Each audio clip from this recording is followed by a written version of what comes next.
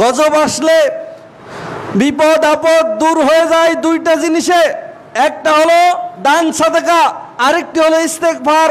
দানে বালা মুসিবত কেটে যায়, দূর হয়ে যায়, দানে বালা মুসিবত দূর হয়ে যায়।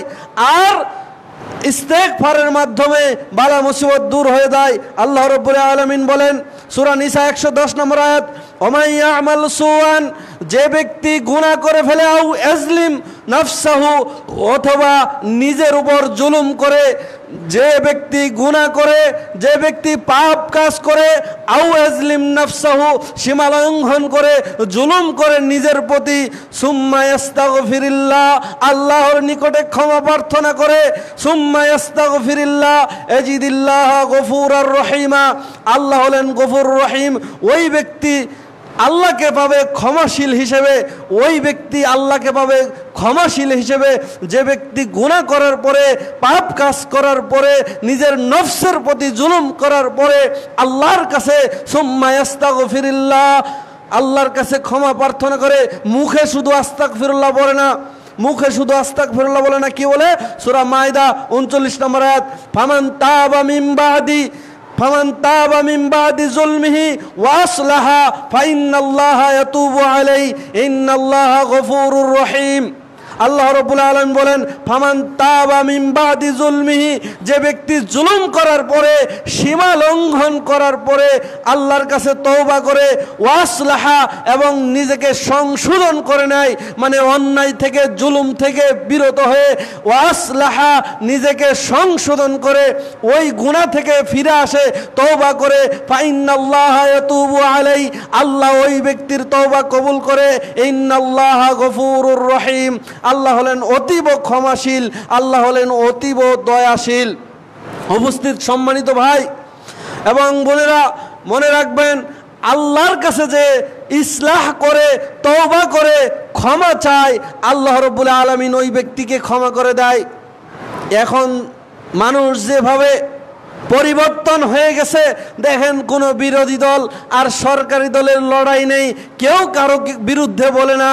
এভাবে যদি সংশোধন হয়ে যায়, কায়ো মনোবাক্যে একদম নিষ্ঠা মন নিয়ে আল্লাহকে ডাকে, আল্লাহর কাছে বলে, আল্লাহ আমি আর জুলুম করব না মানুষের প্রতি, আল্লাহ তুমি আমাকে মাফ করে দাও, আল্লাহ তুমি আমাকে ক্ষমা করে দাও, আল্লাহ আমি ফিরে আসলাম, আল্লাহ ওই ব্যক্তিকে ক্ষমা করে দেবেন। শুধু তাই নয়, মান জা বিল হাসানাতি ফালাহু আশরু আমসালিহা, যে ব্যক্তি কোনো ভালো কাজ করে, কোনো নেকের আমল করে, কোনো ভালো কাজ করে, কোনো দান সাদকা করে, 1 টাকা দান করলে, একটি ভালো কাজ করলে আল্লাহ রাব্বুল আলামিন তাকে 10 গুণ দিয়ে দিবেন। শুধু তাই নয়, ওমান জা বিস সাইয়্যাতি ফালা ইউজজা ইল্লা মিসলিহা ওহুম লা ইউযলামুন, যে ব্যক্তি কোনো পাপের কাজ করে, কোনো অন্যায় কাজ করে, আল্লাহ রাব্বুল আলামিন তাকে অনুরূপ দিবেন, মানে পাপের কাজ করলে 1টি দিবেন, আল্লাহ রাব্বুল আলামিন বেশি গুনাহ লিখবেন না। ওহুম লা ইউযলামুন, আল্লাহ রাব্বুল আলামিন তাদের প্রতি জুলুম করেন না, কারো প্রতি জুলুম করবেন না, যে তুমি পাপ করলে 1টা লিখবেন 10টা নয়। তুমি যদি একটি নেকের কাজ করো, আল্লাহ রাব্বুল আলামিন তাহলে তোমাকে 10 গুণ বাড়িয়ে দেবেন। আল্লাহ কত দয়াশীল।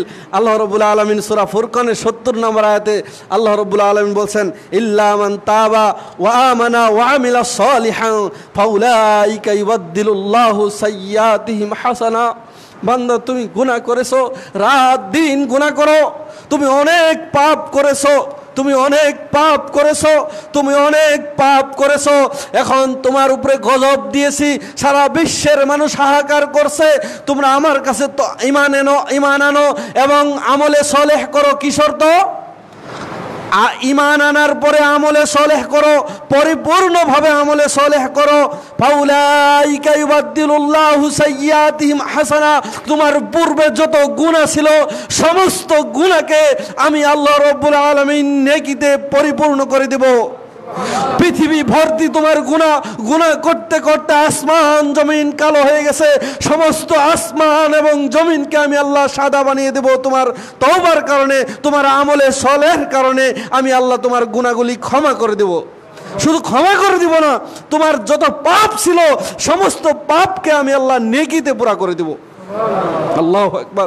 কেমন রব, কেমন প্রভু আমাদের, কিন্তু আমরা ক্ষমা চাইতে পারি না। শুধু কি তাই, আল্লাহ রাব্বুল আলামিন সূরা মারিয়ামের মধ্যে বলেছেন ইল্লা মান তাবা ওয়া আমানা ওয়া আমিলা সলিহান ফাউলাইকা ইয়াদখুলুনাল জান্নাহ। যে ব্যক্তি তওবা করে, যে ব্যক্তি আমলে সলেহ করে, ওই ব্যক্তিকে আমি জান্নাতে প্রবেশ করাবো। সুবহানাল্লাহি ওয়া বিহামদিহি সুবহানাল্লাহিল আযীম। জুমার খুতবার শেষের দিকে আমরা এতটুকু বলবো যে জুমার খুতবায় দোয়া কবুল হয়। আল্লাহর নবী মুহাম্মদুর রাসূলুল্লাহ সাল্লাল্লাহু আলাইহি সাল্লামের কাছে সাহাবীরা এসেছে, আমাদের তো কোনো উপায় নেই, আমাদের তো কোনো উপায় নেই আমলে সলেহ এবং তওবা করা ছাড়া। আপনি দেখবেন কোরআনের যেখানে আছে আমলে সলেহ আছে, মানে সৎ আমল। আমল দুই প্রকার হয়, আমল করলেই আল্লাহর দরবারে কবুল হবে না, সৎ আমল করতে হবে, সঠিক আমল করতে হবে। আমল করলেই আল্লাহর দরবারে কবুল হবে না। একটা উদাহরণ দিয়ে আপনাকে বোঝাই, দাড়িতে মেহেদি দেওয়া আমল আর দাড়িতে কালো খিজাব দেওয়া আমল, দুইটাই আমল। যদি আপনি খিজাব দেন তাহলে আল্লাহর নবী বলছেন শেষ জামানে আমার কিছু লোক আসবে, আমার কিছু উম্মত আসবে, তারা চুলে এবং দাড়িতে কালো খিজাব ব্যবহার করবে, তাদের চুল দাড়িগুলো দেখতে কবুতরের বুকের মতো চিকচিক করবে। লা ইয়াদখুলুনাল জান্নাহ, তারা জান্নাতে যাবে না, জান্নাতের সুগন্ধিও পাবে না। আর রাসূল সাল্লাল্লাহু আলাইহি সাল্লাম বলছেন তোমরা মেহেদি দাও, সাদা চুলগুলি সাদা দাড়িগুলিকে মেহেদি দিয়ে রাঙিয়ে দাও। দুইটাই আমল, কোন আমলটাকে আপনি বেছে নেবেন? দুইটাই তো আমল, একটা হলো সৎ আমল, আরেকটি হলো অসৎ আমল। সৎ আমল করলে জান্নাত পাবেন, অসৎ আমল করলে জাহান্নাম যেতে হবে। আর ওই কালো মেহেদি দেওয়া হলো ফেরাউনের সুন্নত, আর কালো খিজাব দেওয়া হলো ফেরাউনের সুন্নত, আর মেহেদি দেওয়া হলো লাল রং বা অন্য কোনো রং দেওয়া হলো রাসূল সাল্লাল্লাহু আলাইহি সাল্লামের সুন্নত। রাসূল সাল্লাল্লাহু আলাইহি সাল্লাম আদেশ করেছেন আমাদেরকে আমলে সলেহ করতে হবে।